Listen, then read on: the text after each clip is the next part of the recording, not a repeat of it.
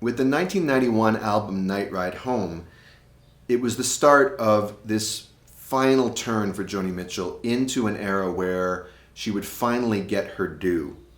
And in one sense, even if she hadn't recorded any more well-received albums or any Grammy-winning albums, which she did with Turbulent Indigo in '94, she probably would have gotten the respect she deserved just because, with time, people would have realized that this woman is one of the greats, if not the greatest songwriter of her time. But it certainly did help that her songwriting at this point took a turn back to a more folky, singer-songwritery sort of vibe, away from the sort of strident polemics and stylistic experiments of the 1980s. So I have 1.5 songs I want to mention from the album Night Ride Home. The first one is a very sweet, warm, and lovely meditation on love, but even more than that, desire, and it's called Come In From the Cold. And it takes us back to her childhood in frozen Saskatchewan in the middle of Canada. Back in 1957, we had to dance a foot apart, and they hawk-eyed us from the sidelines, holding their rulers without a heart. And Joni's not the kind of person who says they glared at us, or they peered at us, or they supervised us. No, they hawk-eyed us from the sidelines. And so with just a touch of our fingers, oh, we could make our circuit re-explode. All we ever wanted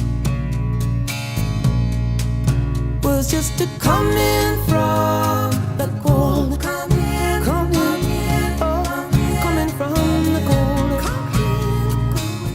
And what this is getting at is that when there are constraints, when you can't have everything you want, there's an extra deliciousness to it. And Joni sets up a lyrical form here that is quite an achievement to pull off, especially with this many verses. I think there are 7. Every single A section ends with the line, all I ever wanted, or all we ever wanted, was just to come in from the cold.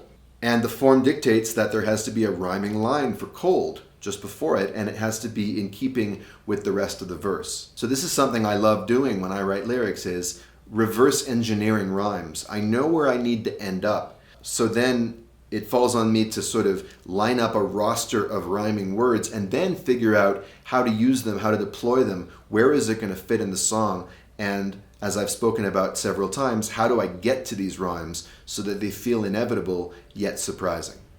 There's more verses about desire, but this time situated in adulthood. I feel your leg under the table, leaning into mine. I feel renewed. I feel disabled by these bonfires in my spine. A few things about that. We're a few verses in, and she gives us a little bonus rhyme there midway through, because normally mine and spine would be the only words that need to rhyme, but table and disabled, it's like this nice intermediary rest stop rhyme, which is always welcome, especially midway through a song. But also just the insight to say, I feel renewed, I feel disabled. The two things should be opposites, but she's right. In these particularly thrilling moments, we can feel both things at once. It's like we're put online and we're taken offline completely. And she continues the sort of fire metaphor. I don't know who the arsonist was, which incendiary soul, like who invented this feeling anyway? But all I ever wanted was just to come in from the cold. She has a verse that's not really about love, except in the sense of the love and adulation and acceptance that she was seeking and that many celebrities seek through fame. We really thought we had a purpose. We were so anxious to achieve.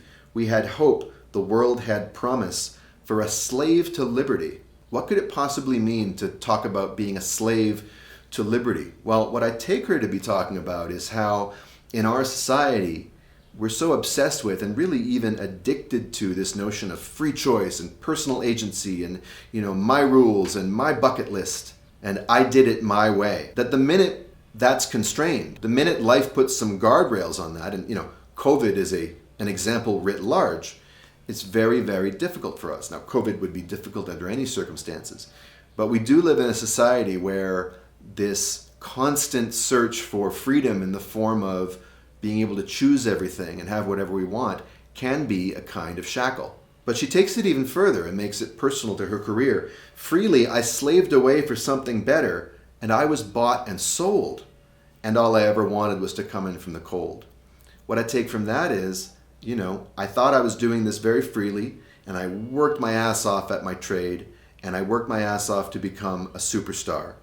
And while I thought I was making all these choices, I was bought and sold. All of a sudden I was a commodity, I was a product, and that is true for many artists, including one of the artists who admires her the most, Prince, who famously created an entire new identity to try and break out of that slavery to the free market. Later in the song, some self-doubt creeps in, and like I've talked about, Joni Mitchell is the queen of putting self-doubt in a song and making it very compelling. Is this just vulgar electricity? Is this the edifying fire? Which is it? Is it sacred or profane? Does your smile's covert complicity debase as it admires? Like, can I trust the way you're looking at me? Are you just checking out your mojo, or am I just fighting off growing old? Is this really just a midlife crisis? And even if it is, we're probably going to do it anyway. And all I ever wanted was just to come in from the cold. So this admission of what drives so much of our behavior, the desire to be warm, the desire to feel okay, the desire to be desired. And for a woman of a certain age in this culture to sing about desire like this is pretty radical. Hey folks, there's a lot more to this episode than just this one song. I talk about a couple of biblically influenced adaptations that Joni did later in her career, which are fascinating and beautiful. I talk about her early 80s output, which is very quirky and interesting, and I discuss in depth my favorite Joni Mitchell song of all time. Plus, I pick a rather surprising song to round out my list of the best lyrics of Joni Mitchell beyond blue. I hope you'll join me for that. You can see the entire thing by going to patreon.com/lyrics2go. And joining at the $5 a month level, you'll be supporting the channel and helping me create more great content just like this. Thanks for watching.